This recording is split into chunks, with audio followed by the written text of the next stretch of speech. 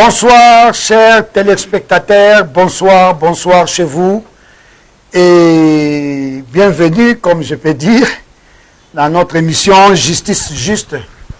La justice juste, une émission qui vous éclaire, une émission qui vous donne la beauté du droit, une émission qui vous amène aussi vers le monde, vers la société. Et aujourd'hui, nous sommes là et c'est un peu plus spécial aujourd'hui parce que je vais recevoir pour vous les étudiants. Les étudiants qui sont dans la faculté des droits. Donc, l'avenir de demain. Vous savez, la jeunesse, c'est l'avenir de demain. Nous sommes obligés de compter parce qu'il faut qu'il y ait de la relève. Et comme cette émission parle de la justice juste. Et vous savez, pour devenir avocat, magistrat, donc magistrat debout, assis, donc juge ou procureur, tout ça, vous êtes obligé de passer par une école. Et il y a un seul chemin, c'est la faculté des droits. C'est pour cela nous sommes partis chercher les étudiants, faculté des droits. Donc ici, je reçois pour vous les étudiants de faculté de droit de l'UPN, Université pédagogique nationale, et puis aussi les étudiants de l'ISK, qui est l'Université Simon Kimbangu Mvuluzi, notre prophète. Alors, sans pourtant tarder, vous savez très bien que si nous parlons de la justice, comme j'ai dit, ce sont les jeunes qui sont dans ce domaine-là, qui ont une vocation, parce que c'est une vocation pour aller dans une faculté. Donc c'est la personne qui a choisi pourquoi je suis parti dans ce domaine. Chacun fait son choix. Et ils ont fait le choix du droit. Mais ça nous intéresse. Ça nous intéresse pourquoi? Parce que ce sont eux qui doivent faire du boulot demain. Donc c'est l'avenir de demain. Ils seront des magistrats, ils seront des juges, ils seront des avocats, ils seront des juristes, des éminents juristes. Alors, maintenant, vous savez très bien que c'est la justice qui élève une nation. Donc, pour qu'il y ait le développement d'un pays, il faut que la justice puisse être bien assise. Il faut qu'il y ait la bonne administration de la justice. Et c'est pour cela, avec mes chers étudiants, nous allons parler de notre thème d'aujourd'hui. Si les régies est prêt, normalement, de nous mettre normalement notre thème d'aujourd'hui, c'est quel avenir de la bonne administration de la justice en République démocratique du Congo? Quel avenir de la bonne administration de la justice en République démocratique du Congo? Parce que je viens de vous dire que c'est la justice qui élève une nation. Donc, une bonne administration de la justice, ça va faire en sorte que le pays puisse aller vers l'avant. Il y aura un développement. Mais si la justice n'est pas très bien administrée, il y a des problèmes. Hein, c'est un frein. Et si nous suivons notre président de la République, le chef de l'État, il a parlé la fois passée, il était vraiment un peu dessus par rapport à l'administration de la justice dans notre pays, parce que c'est lui qui est le magistrat suprême, c'est lui le garant. Il a, c'est le papa, il comprend d'elle, il dit, ah, parmi, j'ai 5 enfants, mais les 5 enfants que j'ai, bon, il y a un là, ça donnait, mais ce n'est pas comme moi je voulais. Donc, vous voyez, il a parlé plus de la justice, parce qu'il a dit que c'est vraiment son souhait, voir la justice aller vers l'avant. Vous voyez, c'est le souhait d'un papa. Et, attention, pour que la justice puisse vers l'avant, nous devons former. Nous devons compter sur notre jeunesse.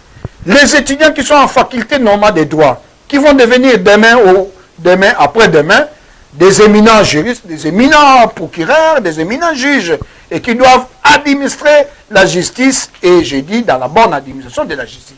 Alors, sans pourtant tarder, je vous ai dit qu'aujourd'hui, nous recevons les étudiants de G3, l'ancien système, bien sûr. Aujourd'hui, on appelle ça L3.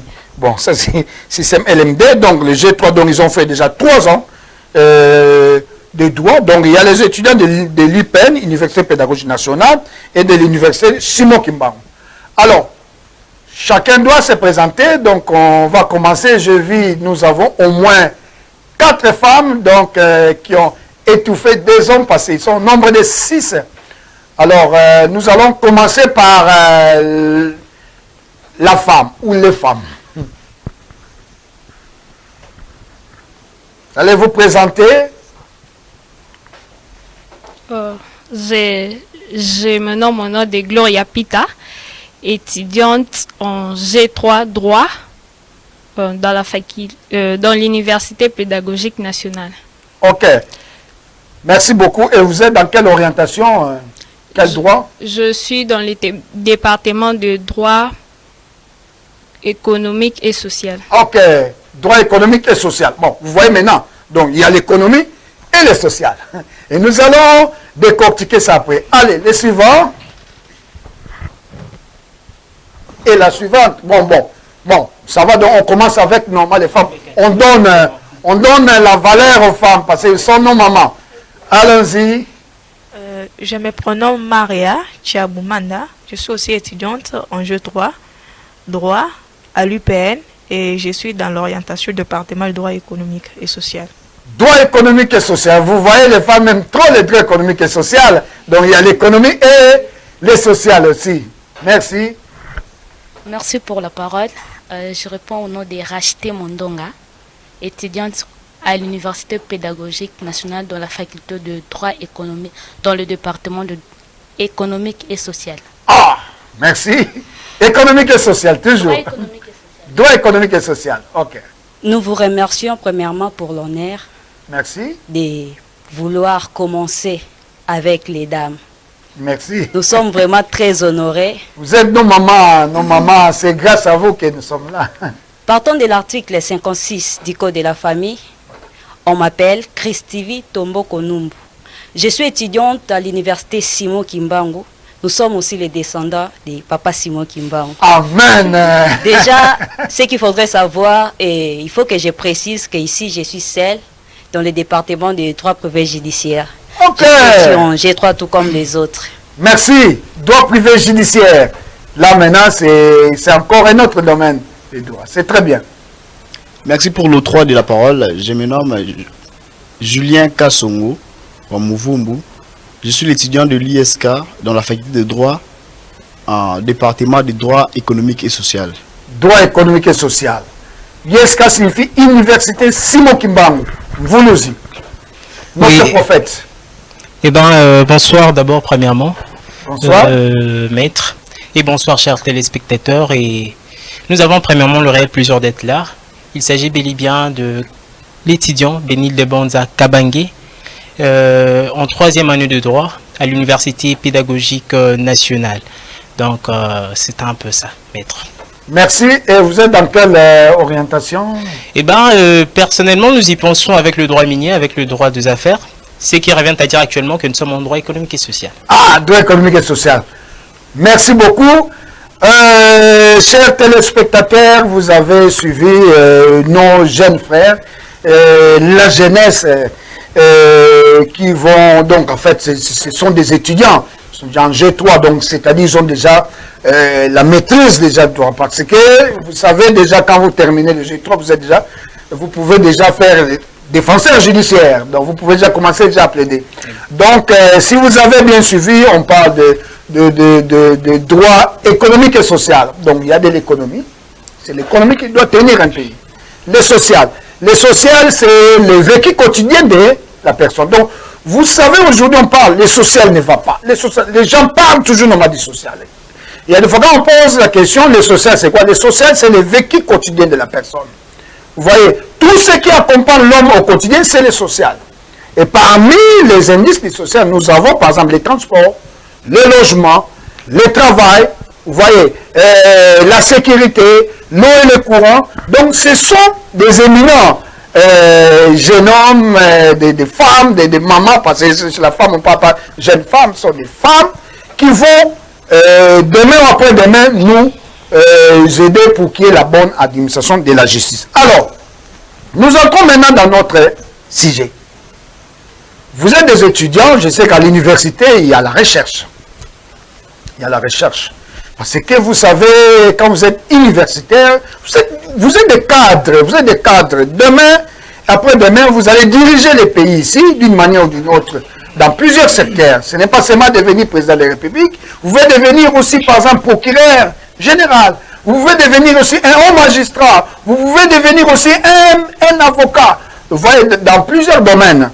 Et un grand juriste aussi. Alors, aujourd'hui, par rapport à notre thème, quel avenir de la bonne administration de la justice en République démocratique du Congo?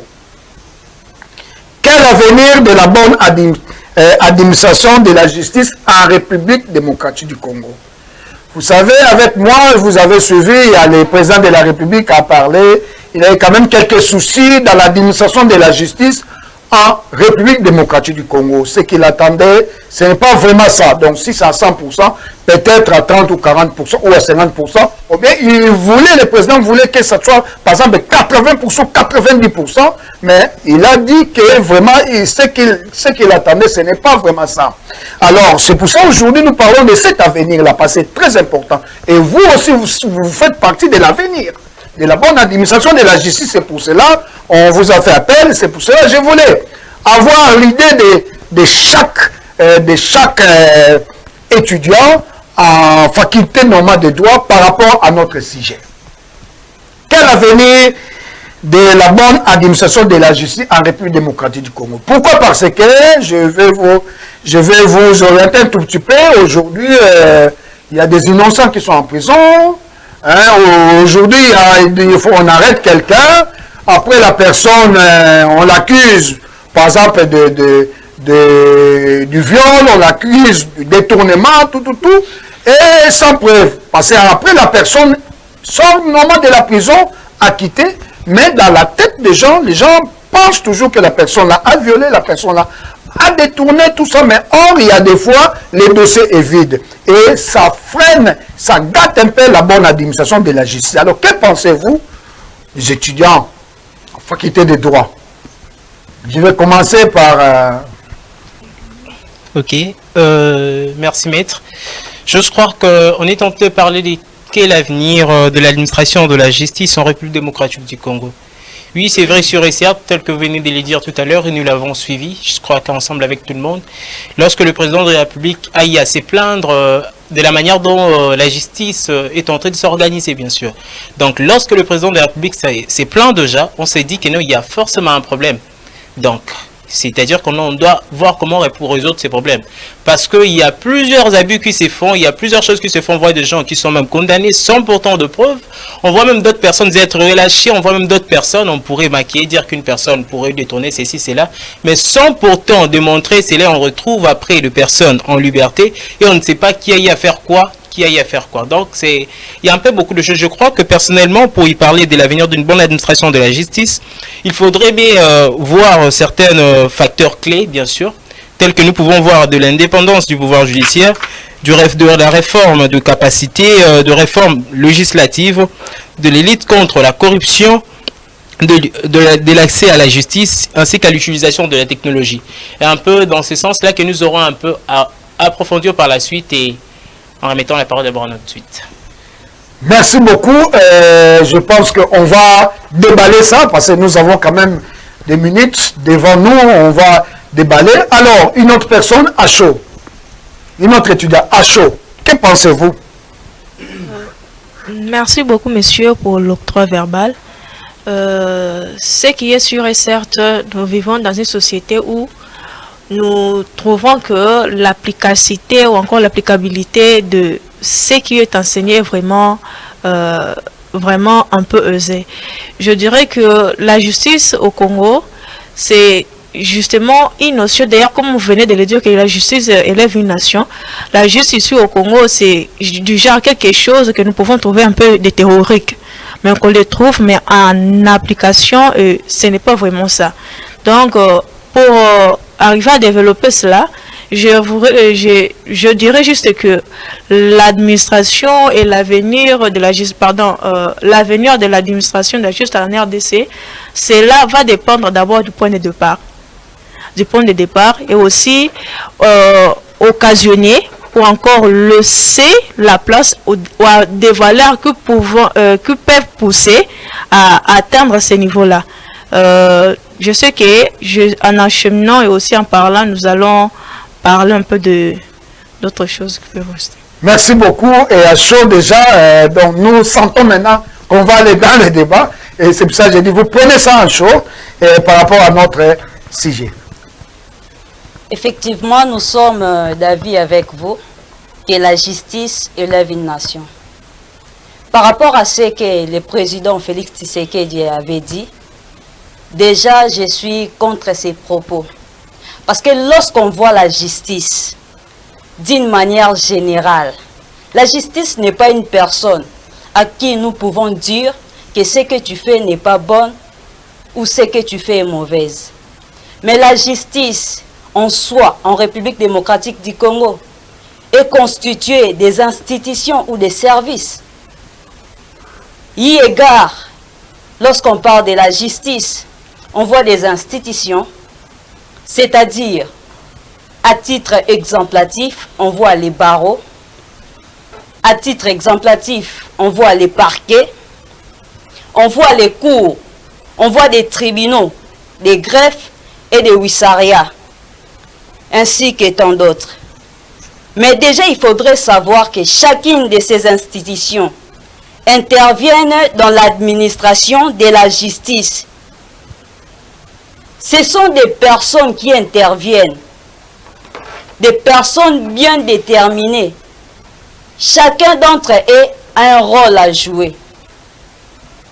Nous avons les avocats, nous avons les magistrats du parquet, nous avons les secrétaires du parquet, nous avons les huissiers, nous avons des greffiers. Dans quel cadre le président de la République a parlé? Est-ce qu'il est déçu, même pour les avocats? Si peut-être il est déçu pour les magistrats du parquet, ou soit le juge, là on ne sait pas, parce qu'il a parlé d'une manière générale. Et moi, étant juriste, en devenir, s'il faut le dire, je ne peux pas autoriser cela. Parce que déjà dans notre pays, en tout cas, rien n'est organisé au sens propre. Les gens qui travaillent dans l'administration de la justice fournissent leurs propres efforts. Et par rapport à ce point, je crois que je vais y revenir. Mais ce qu'il faudrait savoir, nous étant que juristes, nous ne pensons pas de la même manière que les communs des mortels.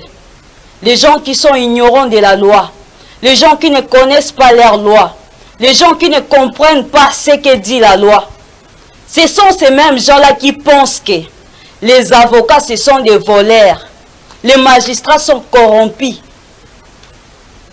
Moi, je suis contre tout cela. Parce que la justice ne fonctionne pas d'une manière que nous pouvons le prétendre, ou d'une manière que nous sommes en train de voir, ou sur ce que nous sommes en train de vivre dans notre pays. La justice ne fonctionne pas n'importe comment. Car il y a des lois, pour ne pas dire il y a la loi, il y a des lois qui organisent tout cela. D'ailleurs, nos lois sont très bien précises. Comment une affaire peut commencer? Comment l'affaire doit être jugée? Et comment la décision qui concerne la personne doit être appliquée? Et comment cette personne doit exécuter? La loi est précise. Mais pourquoi les communs des mortels sont toujours là en train de critiquer? C'est parce qu'ils ne comprennent pas. Ceux qui sont dans ces domaines peuvent très bien vous expliquer de quoi il s'agit. Je crois que je vais y revenir. Merci beaucoup. Merci beaucoup. On a senti en vous que, bon, ici, comme j'ai dit bien, nous sommes dans un débat. Donc, c'est-à-dire chacun donne son opinion et on en discute. C'est la beauté de la démocratie aussi, parce que les droits, les droits et une beauté. Donc, maman, c'est ça. Alors, chacun a ses idées. Donc, alors, quand il y aura Quelle personne donne ces idées? Et puis, c'est ce qui fait en sorte qu'on puisse aller vers l'avant. Merci beaucoup pour votre intervention et je prends l'autre étudiant. Merci pour l'octroi de la parole. Bon, pour ce qui est de la bonne administration de la justice en RDC, je dirais ceci. Premièrement, nous pouvons commencer par définir d'abord la justice. C'est ça. Parce que on ne peut pas me parler des téléphones pendant que moi je n'ai jamais touché au téléphone. Pendant que moi je n'ai jamais vu un téléphone. Donc on ne peut pas me parler de ça. Mais une fois que j'ai déjà vu le téléphone, là, si vous me parlez de téléphone, je comprendrai directement. C'est le cas avec la RDC. Je ne peux pas dire qu'en RDC, il n'y a pas la justice. Non. Je ne peux pas dire ça, je ne peux pas me contredire. Mais au moins une chose, la justice, ça dépend de la définition dont chaque pays le définit. Prenons le cas de la justice en général. Elle est définie, ou encore je peux dire son rôle, le rôle de la justice est faite pour protéger les règles sociales. Mais lorsque nous commençons à remarquer que cette justice-là, qui a été faite normalement pour protéger, elle commence maintenant à, je peux dire, à nuire sur les autres. Au début, là, vous venez de dire qu'il y a des innocents qui se retrouvent aujourd'hui en prison. Mais moi, je dirais, si les innocents se retrouvent en prison, c'est-à-dire qu'il n'y a pas eu justice.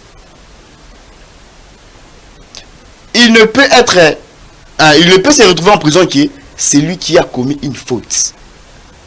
Celui qui a agi contrairement à la loi. Mais quand quelqu'un se retrouve en prison en étant innocent, mais moi je vous dis par là, c'est-à-dire il n'y a pas une justice.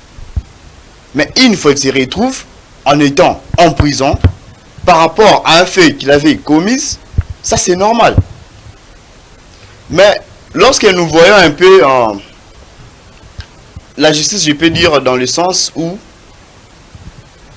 une personne a volé. Nous voyons souvent le voleur en route, non? Un enfant peut prendre quelque chose, il commence à fouiller, on dit non. Oh, il a volé quelque chose. On l'arrête. Mais vous allez remarquer que l'enfant qui a été arrêté, il a volé. Parce que c'est un mineur. Et on dit, cet enfant n'a pas volé.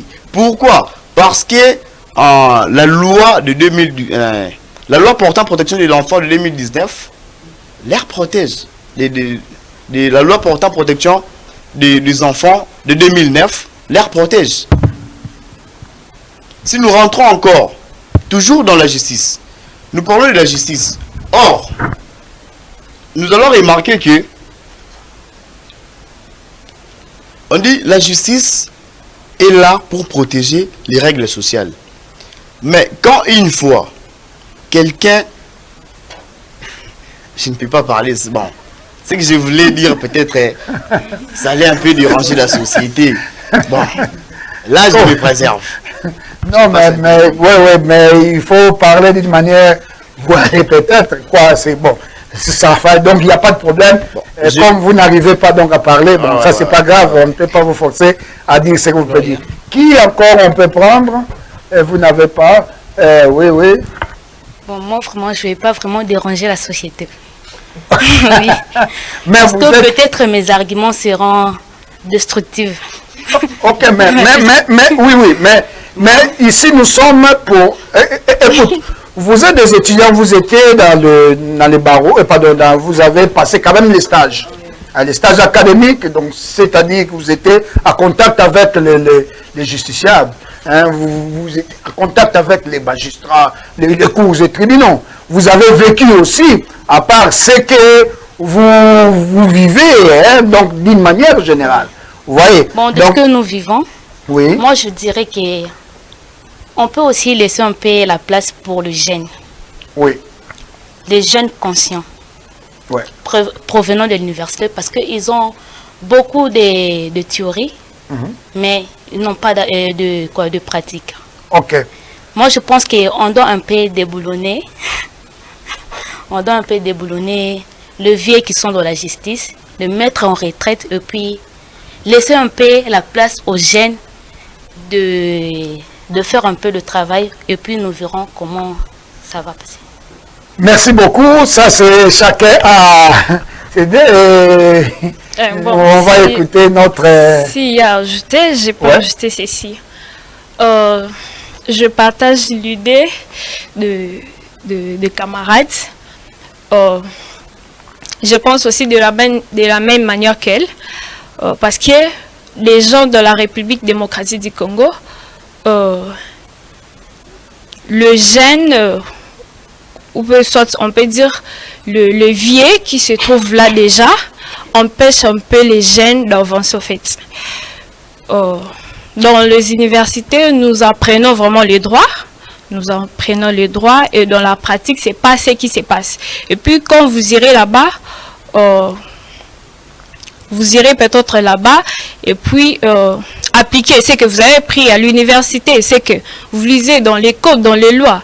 Et puis en arrivant là-bas, on va vous dire non, c'est pas ça, c'est pas ce qui se passe ici. Ici, ça se passe comme ça et tout et tout et tout. Donc c'est un peu compliqué. C'est un peu compliqué, donc on doit un peu déboulonner ces gens-là et nous laisser un peu de l'espace. Voilà. Oui, vous voulez compléter, oui. En fait, si je dis qu'on doit laisser la place aux jeunes, cela ne veut pas dire que les vieux qui sont dans la justice, ils n'ont pas étudié les droits. Ce n'est pas ça.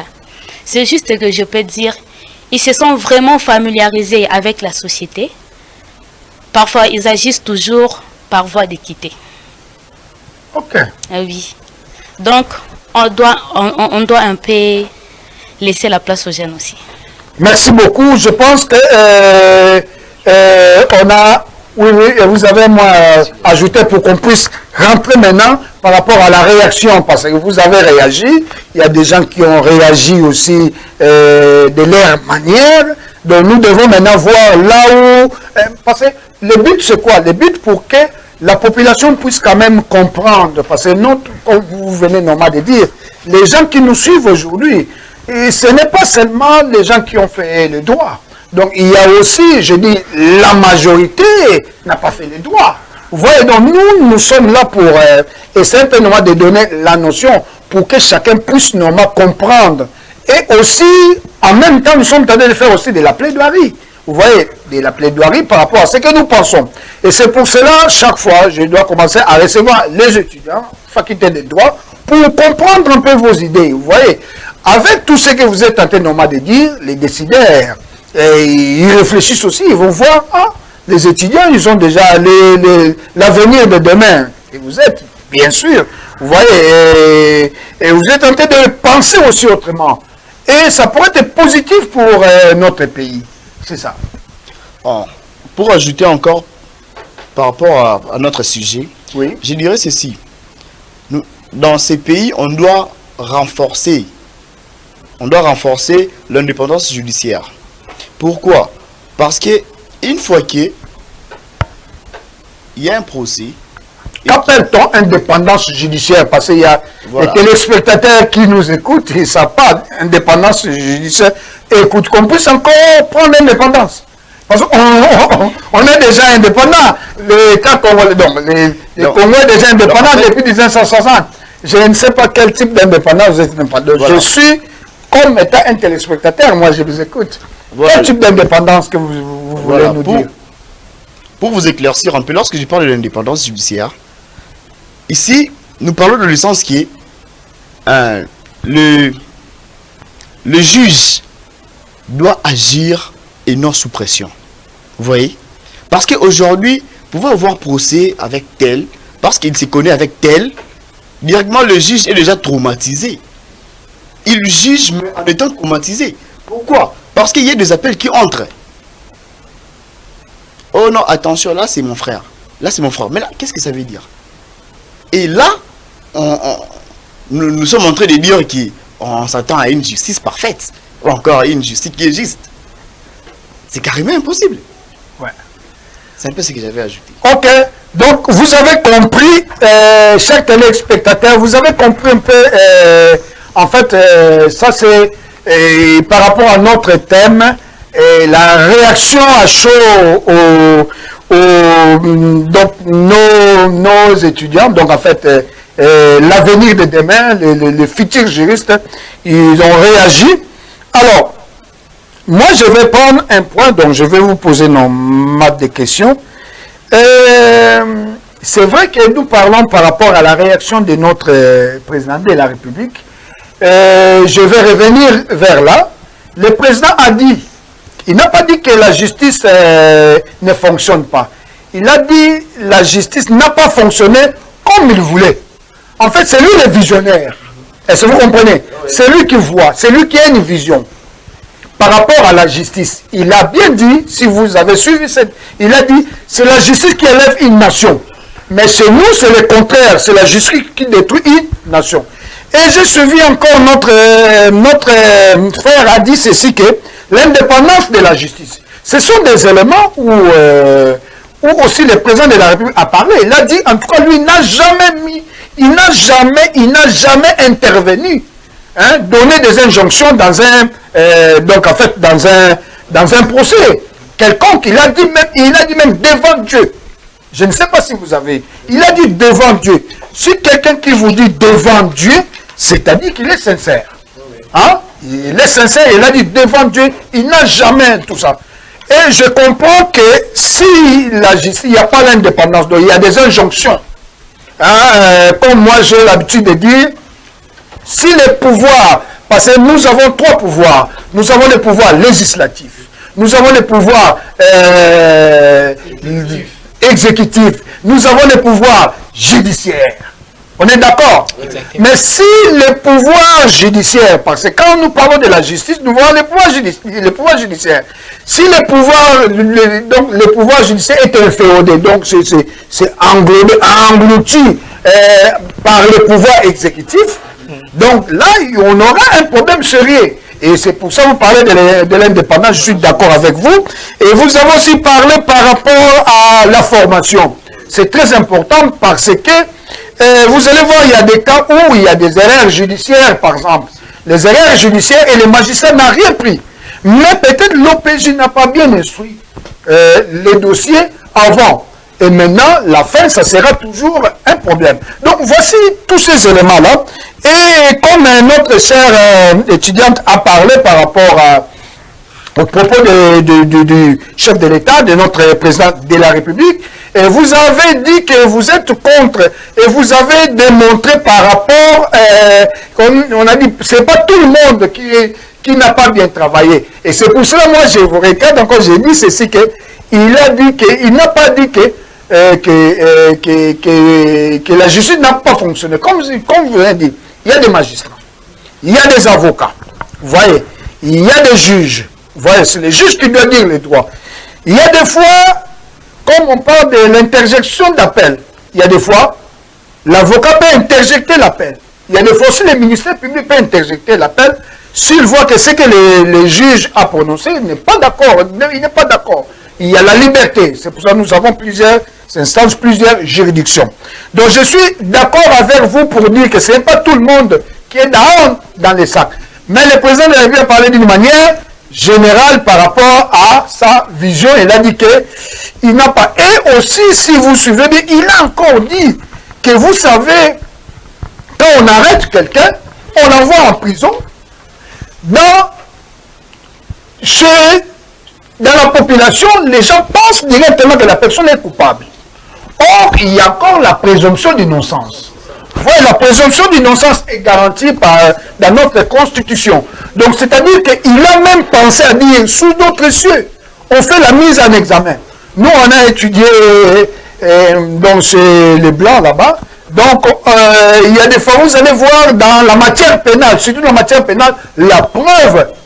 Vous voyez aujourd'hui, quand quelqu'un dit ça, on a violé, on prend la personne en prison. Donc nous devons changer. Peut-être on peut voir la réforme. Et il a parlé de la réforme. Exactement. Il veut qu'il y ait la réforme. Donc c'est-à-dire qu'il a un souci. Il a vu, il a compris qu'il y a des sérieux problèmes, comme vous venez de dire. Il a parlé, il a dit qu'il y a des sérieux problèmes. Et mais qu'est-ce que nous allons faire? Si aujourd'hui nous sommes là, c'est pour voir comment est-ce qu'on peut faire. Et quand je vois notre sœur a dit qu'on puisse déboulonner, c'est vrai, il y a d'autres personnes qui ont déjà des pratiques. Mais je pense que vous avez vu, il y a eu aussi des magistrats qui sont... Il y a même des magistrats révoqués, je ne sais pas si vous avez vu ça. Il y a un pour des fautes graves, il y a aussi des gens qui sont partis en retraite. Donc pour dire que quand même on est en train d'évoluer petit à petit. Alors, je voulais maintenant savoir quels sont les remèdes. Que pensez-vous pour qu'on puisse avoir une bonne administration de la justice? Ok, merci maître, encore.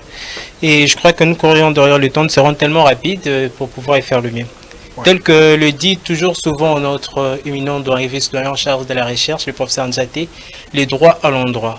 Oui, je crois que nos devanciers et nos camarades venaient tout à l'heure de pouvoir évoquer l'indépendance du pouvoir judiciaire, qui est parmi de facteurs clés, bien sûr, du bon déroulement de l'administration, en fait. Et puis, le renforcement de capacités que venait d'être cité aussi ici également. Mais j'ose croire qu'au-delà de ces deux-là, il faudrait même rajouter aussi également le réforme législative. Maître, nous sommes sans ignorer, nous tous ici, que tout à l'heure, il y a le 15 septembre ici, on venait de pouvoir rendre publié bien sûr, la modification du code pénal. Je m'en souviens lorsqu'on était encore en deuxième année avec le cours de droit pénal général. Mais lorsqu'on ouvre le code pénal, on se rend compte qu'il y a de montants et lorsqu'il faut parler des amendes, c'est en Zaïre. Mais nous, on pensait peut-être, je lui demandais au professeur, mais pourquoi est-ce qu'on ne pourrait pas voir comment arranger cela? Il a dit, ah, c'est le travail des législateurs qui doivent le faire. Moi, personnellement, lorsque j'ai eu à entendre parler que l'on a eu à modifier le code pénal, je m'étais dit peut-être qu'on a eu à modifier, arranger d'autres choses. Et puis on arrive comme ça à modifier le code pénal, alors qu'on modifie cela en plein 2023, mais on retrouve toujours... Les amendes sont fixées en monnaie zaïroise, bien sûr.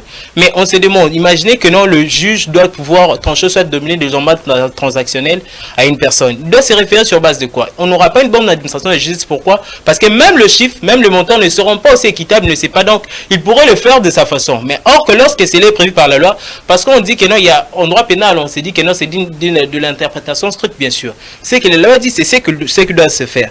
Mais au-delà de cela, je crois qu'on sait qu'on sait la lutte contre la corruption. Le président de la République fournit tellement beaucoup d'efforts sur ça, et dont nous saluons en passant les efforts de l'UGF, mais que j'aimerais personnellement, que nous aimerions personnellement qu'ils puissent voir aussi comment arranger beaucoup de choses dans ce point-là, parce que l'ensemble de la population pense en quelque sorte comme si c'était la chasse à la sorcière. On pourrait les dire comme ça là, parce qu'on a comme tendance que non, on poursuit les uns, on laisse les autres. Mais sinon, et puis nous pensons également en ce qui concerne l'accès à la justice. Parce qu'il y a beaucoup de gens, nos pères dans la société, je m'en souviens, le professeur Antetika nous a dit un jour, il pourrait dire avoir un papa, vous avez un dossier en matière civile qui pourrait faire 2 ans, 3 ans. Pourquoi? Papa, on lui dit que non, en matière civile, on doit transmettre le dossier en fait. Mais on lui dit que non, vous devez photocopier, on doit vous remettre de l'autre côté le livret parcellaire à une autre partie. Mais le papa vous dit, ah, il dit en lingala, il dit, ah, mais nous ne pouvons pas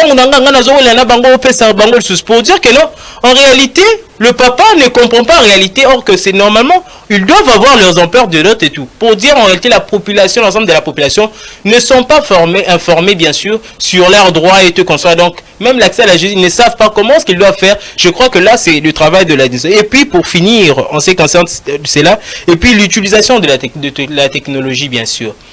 Parce qu'il y a beaucoup de choses qui se font aujourd'hui, parce que lorsque nous partons sous d'autres cieux, il y a beaucoup de choses qui se sont tellement, qui ont vraiment pu avancer, alors que nous ici on se rend compte qu'on est toujours là. On s'est dit que non, on a tué. Mais il ne suffit pas seulement de dire que la personne a tué parce qu'on l'a trouvé au lieu du crime. On ne pourrait pas seulement dire parce qu'il était là, c'est alors que non, on s'est dit qu'il est tué. Aujourd'hui, il y a des gens qui sont condamnés même à mort, mais or qu'ils sont innocents. Parce que peut-être la personne a y a passé là, a voulu aider la personne, automatiquement on s'est dit que non, la personne part et il n'y a pas une personne qui pourrait témoigner.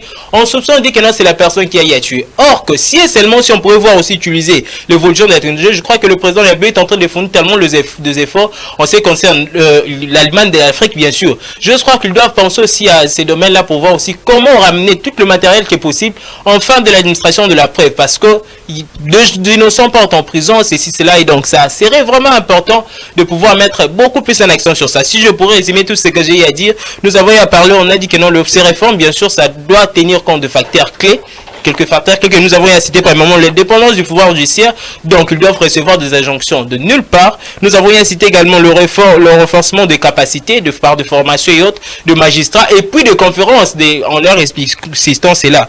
Et puis nous avons eu à parler également de réformes législatives, du code pénal, c'est que si je pourrais m'adresser sur ça, on vient de le modifier alors qu'on retrouve toujours les amendes transactionnelles en monnaie zaïroise, que ce soit en francs congolais, or qu'aujourd'hui on utilise le franc congolais. Merci beaucoup. Donc nous allons, donc on est tenté normalement de citer, c'est vrai qu'on a 45 minutes, par rapport à l'indépendance de la justice, renforcement des capacités, réforme de la justice pour qu'il y ait un meilleur avenir de la bonne administration de la justice en République démocratique. Parmi les remèdes, que pensez-vous? Déjà, par rapport à ça, il y a trop à dire, sauf qu'on n'a pas assez de temps pour tout expliquer. On va en revenir même l'autre. Effectivement. Ça, c'est le premier épisode, quoi, c'est ça. Déjà, ce qu'il faudrait dire avec le président de la République, lui qui n'est pas satisfait des bons fonctionnements de la justice. Jusque-là, il n'a encore rien fait pour la justice. Parce qu'il faudrait dire, même dans nos parquets, vous allez voir, même dans des tribunaux, il n'y a pas de salles d'audience. Dans certains tribunaux, il n'y a pas de salles d'audience.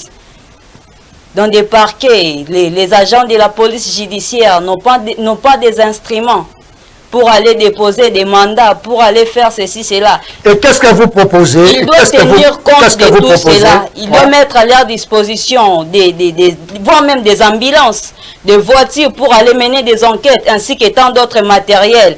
Et nous proposons aussi qu'il devrait y avoir les contrôles. C'est ce qui fait défaut. C'est pour cela il a aussi parlé de la réforme. Oui, il a dit qu'il pense à la réforme. Il y a déjà des idées. Il a dit ça.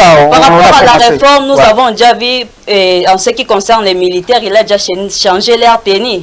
Oui, mais par rapport à la justice, ça, nous la réforme. Et par rapport à la justice aussi, il devrait y avoir des réformes. Ça, nous l'espérons avec lui. Parce que déjà avec lui, nous sommes rassurés, surtout nous les jeunes. Nous sommes un peu rassurés par rapport à l'avenir. Et nous vous rassurons que nous ne serons pas parmi ceux-là qui cherchent encore à détruire ces pays, mais nous serons parmi les gens qui espèrent pas aller à l'étranger pour, je sais pas moi faire quoi, mais qui vont rester dans ces pays comme des vrais patriotes, afin d'élever notre justice. Merci beaucoup. Vous voyez, il y a la beauté, on est presque à la fin, et je pourrais avoir un mot qui a encore un mot à dire par rapport, parce que nous on cherche qu'il y ait des solutions. Donc en fait, ce que vous allez dire, et donc on dit pour qu'il y ait un très bon avenir de la bonne administration de la justice en République démocratique du Congo, il faut qu'il y ait de l'indépendance de la justice. Et le président a parlé de ça, de l'indépendance. La réforme, il a parlé aussi de la réforme. Il faut lutter contre la corruption, il a parlé de ça aussi. Accès à la justice aussi, il faut que tout le monde puisse savoir. Alors, qui a encore un mot à dire par rapport à ça? Bon, donc on prend la femme, hein. L'honneur à la femme. Je pense que à la prochaine émission, on sera encore là pour continuer encore. Ce n'est que le début. Une fois merci pour m'avoir donné la parole, monsieur. Selon ce que nous pensions par rapport à la bonne administration et l'avenir de la justice en RDC, moi je pense que tout d'abord, tout doit d'abord s'arranger à la classe du départ. C'est-à-dire que le papa qui sont là, qui nous servent comme des exemples étant des juges, doivent premièrement exécuter et doivent être impartiaux. Je dirais que nous doivent être soumis qu'à l'autorité de la loi. Donc, c'est-à-dire ils ne doivent recevoir d'une injonction venant de qui que ce soit. Parce que, par rapport à ce que notre camarade a parlé de l'indépendance judiciaire, moi j'ai approuvé cela parce que nous trouvons que s'il s'agit d'une question, et on voit, je donne un exemple, on voit qu'on a arrêté, je dirais, un enfant d'une autorité quelconque. Mais pour ne pas que l'image de la famille soit gâchée, on va recourir à la corruption de façon que cet enfant-là ne soit pas emprisonné, ne touche pas sa peine. Moi, je dirais qu'on doit, le papa qui sont là, on peut le dire que déboulonner bien sûr, mais qu'ils nous servent d'exemple en appliquant la loi. Et deuxièmement, c'est qu'ils vont faire, et quand leur mission c'est de défendre l'intérêt général, mais défendre aussi cet intérêt du public, que ce soit seulement pas, je dirais, pas seulement parce qu'on est là, nous suivons les formalités, qu'on dise que non, nous sommes là en train de juger et autres, mais qu'on le fasse de bonne foi. Merci beaucoup, merci beaucoup. Et 1 minute seulement passée, donc on chic déjà. La régime informe déjà, nous sommes déjà 1 minute, on vous accorde. Une fois de plus, merci, mais Ouais. je ne pense pas, je vais même consommer les 1 minute. Ouais, merci. Bon, ce que je voulais dire un peu, c'est par rapport à la corruption. Lorsqu'il vous dites qu'on doit contrôler par rapport à la corruption. Mais moi, je vous dis, lorsque nous parlons de la corruption, elle n'est pas seulement matérielle ou pécuniaire, non. La corruption, elle est aussi morale. La contrainte, par exemple. Vous avez un dossier, vous êtes juge. Et la personne qui vous appelle, il se connaît avec des gens. Vous savez que, donc, si je blague un peu, je vais quitter. Alors, qu'est-ce que vous allez faire? Vous allez seulement exécuter. C'est ça. Merci beaucoup. C'est pour ça que nous parlons de l'indépendance de la justice. Vraiment, je suis très ravi avec nos téléspectateurs, très ravi, et avec la Télé 7. Vraiment, c'est très gentil parce que vous êtes venus pour qu'on puisse débattre ces sujets ici. Je pense que ce n'est pas la dernière fois, donc la dernière fois, donc ça c'est vrai, donc je pense que l'autre jeudi, on viendra encore pour continuer parce que c'est quand même un thème qui est très important, très important qu'on doit aller vers l'avant et pour qu'on puisse éclairer aussi nos téléspectateurs. Alors, mot de la fin? Eh ben, ce qu'on pourra voir comme mot de la fin, bien sûr, premièrement d'abord, merci de nous avoir accueillis ici dans ce lieu. Et puis, nous avons croire que tel que nous l'avons dit, il y a beaucoup à dire par rapport au sujet, mais vu le temps étant fait de faux, mais moi je pense que nous, les autorités doivent vraiment tenir compte de tout ce qu'on a eu à dire, et puis doivent vraiment tenir compte de pouvoir arranger certaines choses, et surtout à la réforme législative, ça serait vraiment une très bonne chose.